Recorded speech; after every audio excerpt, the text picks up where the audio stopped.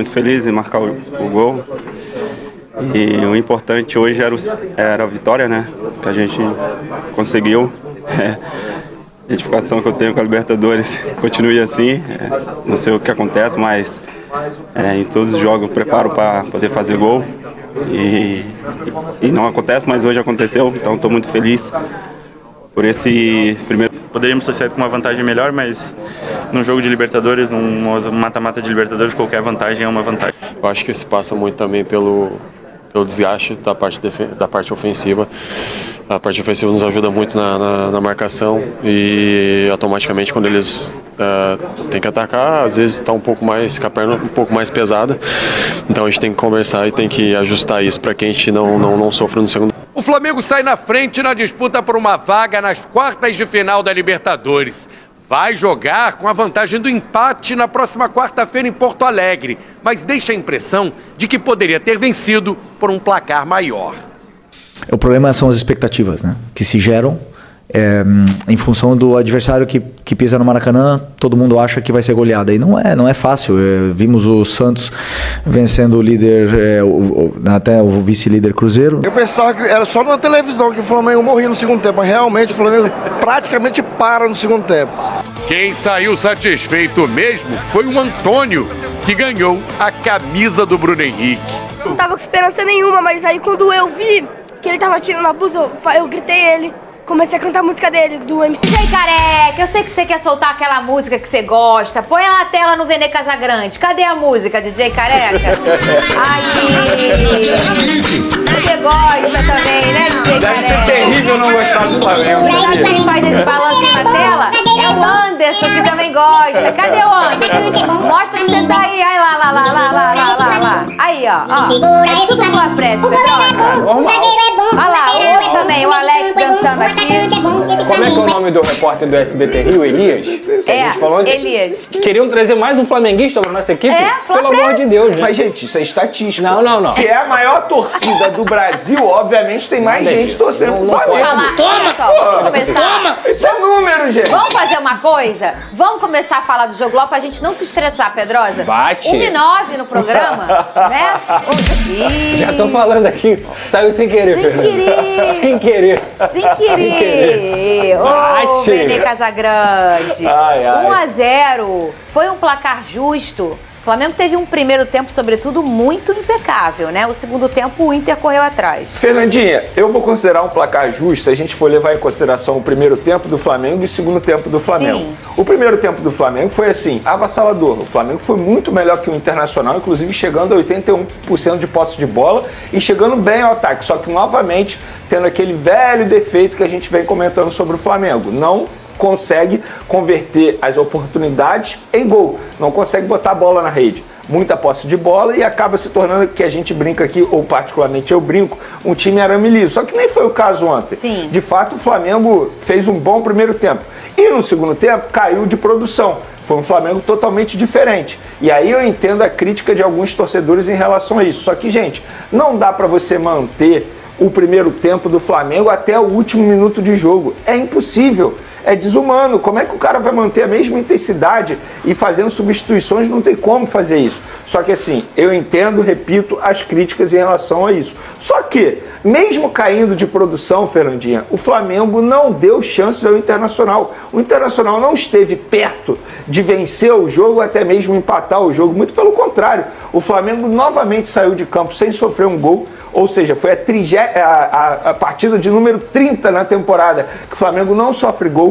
Isso não mostra só o poder defensivo dos zagueiros ou dos laterais. É do esquema tático montado pelo técnico Felipe Luiz, na recomposição defensiva de alguns jogadores, como Samuel Lino, o próprio Gonzalo Plata, que eu sempre defendo aqui, mas de fato ontem não fez uma grande partida. E eu vejo alguns criticando o Felipe Luiz, mas a vitória tem dedo dele, porque ele começa com o Bruno Henrique, o que foi uma surpresa na escalação, porque ninguém imaginava que ele fosse deixar o Pedro no banco de reservas, mesmo não tendo o Arrascaeta. Inclusive, isso precisa ser dito. O Flamengo conseguiu um resultado positivo no jogo de ida da Libertadores, das oitavas de final da Libertadores, diante de um time que é difícil, embora esteja vivendo uma crise, a gente sabe disso, mas é um bom time, é muito bem treinado, sem Arrascaeta, sem Pulgar, só tinha o Jorginho de titular, na lateral direita não tinha mais o Wesley, e aí o Emerson Royal, que acabou de chegar, acabou sendo vaiado, a gente pode até falar depois sobre isso, o Varela entra no lugar dele, porque ele saiu lesionado, mas não é o mesmo poder ofensivo de outro, do Wesley, que antes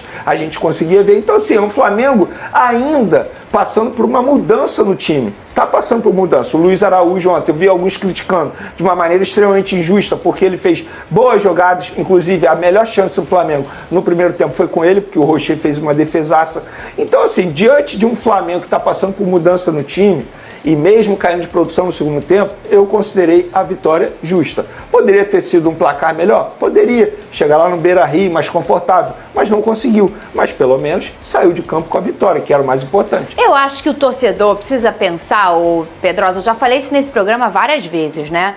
Pensar que o Flamengo tá acontecendo, chegando peças novas, como o Vene acabou de destacar. Mas tem que lembrar que do outro lado tem um adversário. Claro.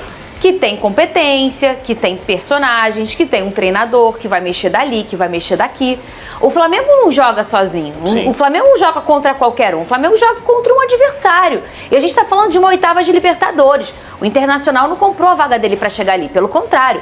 O Internacional nós colocamos aqui nesse ano que seria o time que ia brigar ali por coisas. O time do Internacional é muito bom.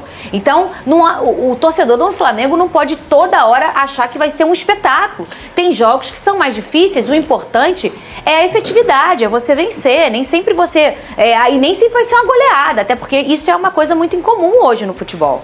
É isso aí, Fernanda. Eu acho que, primeiramente, a gente tem que ter um ponto de equilíbrio. Eu não sou adepto ao torcedor que acha horrível o que aconteceu ontem, porque tem torcedor que acha isso. Só 1-0, aí não comemora uma vitória. Vitória tem sempre gosto de vitória. O Flamengo venceu ontem o primeiro jogo nas oitavas de final da Libertadores contra o Internacional, que é um grande time, uma camisa pesada, que tem história nessa competição dentro do Maracanã. Fez o seu dever de casa. Só tem um ponto.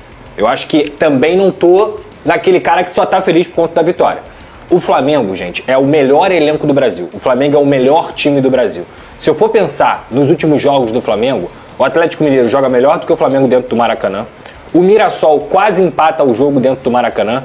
O jogo do Flamengo na Arena MRV, o Flamengo faz um ótimo primeiro tempo e cai de rendimento no segundo tempo. E aí o que acontece é o seguinte, o que eu tenho percebido do Flamengo, e desde o início da temporada, mas principalmente nos últimos jogos, é que o Flamengo não sabe girar a faca, que é uma expressão muito clara que o Júnior Maestro sempre usou, que é, o Flamengo enfia a faca, mas o Flamengo nunca gira a faca. E quando você não gira a faca, você dá a possibilidade para o seu adversário se animar. É matar o jogo. Exatamente, dizer, né? É girar a faca, porque você enfia e tem que girar a faca. Então assim, quando você, por exemplo, não gira a faca contra o Atlético Mineiro lá na Arena MRV, você abre a possibilidade para você ser eliminado. E você foi eliminado da Copa do Brasil. O Internacional dentro de casa, gente, é outra equipe. É uma equipe mais forte, é uma equipe que oscila no campeonato, mas com certeza vai ter o apoio da sua torcida no Beira-Rio. E o que eu quero deixar claro aqui é que o confronto está muito aberto. Eu acho que o Flamengo, com o elenco que tem, com o time que tem, poderia ter tido um jogo mais confortável dentro do Maracanã, principalmente no segundo tempo. Primeiro tempo de Almanac, tá? Perfeito, jogou demais.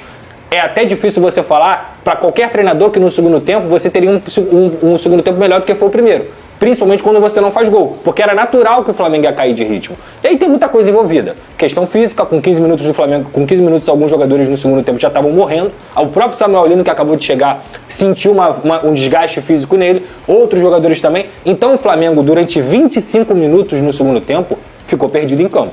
O Internacional ganhou o meio-campo. Acho que isso também tem a ver com a fragilidade do meio-campo do Flamengo, que tem um Jorginho que é um absurdo de jogador com a bola no pé. Sem a bola, ele não é tão combativo como, por exemplo, o Flamengo tinha quando tinha um Pulgar, quando às vezes tem o Dela Cruz. Então, assim, primeiro que eu acho que o primeiro volante do Flamengo também é um primeiro volante que não está no nível do Flamengo. Já falei isso aqui diversas vezes. Tanto o Alan quanto o Everton Araújo, eles são bons jogadores, mas eles não são do nível do Flamengo. Eles destoam muito em relação aos companheiros dele. Então o Flamengo perde meio campo. E quando o Flamengo perde meio campo, o Inter começa a ganhar campo, a aproveitar as oportunidades, a mudar, porque o Roger muda no intervalo, mexe um pouco no esquema e o Inter ganha campo, ganha mais escanteios, tem mais finalizações, mas concordo com o Vene. Chance clara, a melhor foi do Luiz Araújo no segundo tempo. Então assim, o principal para mim, das ponderações que eu falei tem que olhar esse segundo tempo. O Flamengo não pode cair tanto de rendimento com o elenco que tem, com as peças que tem no banco de reservas, mesmo que o estilo de jogo seja um estilo de jogo muito desgastante, da forma que caiu. Porque quando você cai durante 25 minutos de rendimento e você perde o controle do jogo dentro da sua casa, você dá chance pro imponderável. E se o Internacional empata o jogo e leva o jogo pro Beira-Rio, cara, fica mais complicado ainda. Então acho que o Flamengo tem totais condições, continua sendo o favorito jogando lá no Beira-Rio, isso tem que ser deixado claro, o Flamengo é um time melhor do que o Internacional, mas não girou a faca. E quando tu não gira a faca, o imponderável pode acontecer e a classificação do Flamengo está em risco. Esse não girar a faca, eu concordo plenamente com o Pedrosa, mas eu acho que não tem nada a ver com a queda de rendimento do segundo tempo. O não girar a faca é pecar nas finalizações. Porque se o Flamengo acerta as finalizações no primeiro tempo, a história no segundo tempo seria totalmente diferente. Talvez o Inter nem saísse tanto, porque ia pensar no jogo da volta, porque é mata-mata. Entende o que eu tô falando? Por exemplo, se o Flamengo faz um 2-0, se o Inter saísse muito no segundo tempo, para buscar até mesmo fazer um gol, até mesmo um empate, o Flamengo poderia fazer 3-4. E aí ia acabar com o jogo. Ou seja, ia ficar inviável para o Internacional buscar a virada no Beira-Rio. Então, esse não girar a faca, concordo plenamente. Só que não tem a ver com a queda de rendimento do segundo tempo, que é algo, pelo menos, que o Felipe Luiz já fez uma análise e deixou claro ontem na entrevista coletiva, que ele entende que está tendo a queda de rendimento do segundo tempo e ele vai buscar entender os motivos. Que bom, já tem uma alta análise. O problema é se ele estivesse achando que estava tudo bem. E não está tudo bem. Eu concordo com as críticas em relação à queda de rendimento do segundo tempo. Agora, criticar porque o Flamengo ganhou apenas de 1-0, eu acho um absurdo isso. Ontem no Maracanã teve gente vaiando depois do jogo. Gente, não dá. Como é que você vai vaiar o seu time que venceu um time que é enjoado? O Flamengo segue ativo no mercado e estuda reforçar seu elenco com mais um nome de peso. Dessa vez o alvo é o atacante argentino Tati Castellanos, de 25 anos, que atualmente defende a Lazio da Itália. O centroavante é conhecido por sua presença diária, finalização precisa com as duas pernas, bom jogo aéreo e intensidade na marcação, além de movimentação inteligente fora da área. Características que agradam muito à comissão técnica e à diretoria rubro-negra. A ideia é trazer um jogador que aumente o leque de opções ofensivas de Tite e fortaleça o time para as fases decisivas das competições que o clube disputa. Castellanos ganhou destaque no New York City FC, onde se tornou artilheiro da Major League Soccer, e depois se consolidou na Europa com atuações de impacto, especialmente no Girona, da Espanha, onde viveu um momento histórico ao marcar 4 gols contra o Real Madrid em uma única partida. Na Lazio, tem alternado entre titularidade e reservas, mas segue como peça importante, participando de gols e jogadas decisivas. No entanto, transformar esse interesse em realidade não será simples, já que a Lazio não demonstra vontade de negociar o jogador. Segundo informações da imprensa italiana, só aceitaria vendê-lo por um valor entre 35 e 40 milhões de euros, o que equivale a aproximadamente 227 a 259 milhões de reais, montante considerado alto até mesmo para o Flamengo. Apesar disso, a diretoria avalia alternativas para tentar viabilizar a operação, como pagamento parcelado, inclusão de atletas no negócio ou até mesmo empréstimo com opção de compra. Embora essa última hipótese seja vista como mais difícil de acontecer, a contratação de Castellanos seria estratégica para o Flamengo, especialmente diante da possibilidade de mudanças no setor ofensivo e da necessidade de manter um alto nível competitivo em todas as frentes. O calendário é exigente, a temporada é longa e contar com um centroavante de experiência internacional poderia ser decisivo nos momentos mais importantes. Por enquanto, o argentino segue focado na Lazio, mas o mercado está movimentado e qualquer novidade pode mudar o rumo dessa história rapidamente. A torcida, sempre atenta, já começa a imaginar Castellanos vestindo o manto sagrado, formando dupla de ataque com Pedro ou Gabigol e deixando o ataque rubro-negro ainda mais poderoso. A novela está só começando e nos próximos dias esse interesse pode ganhar novos capítulos, pois no Flamengo, quando se trata de grandes contratações, tudo pode acontecer de uma hora para outra.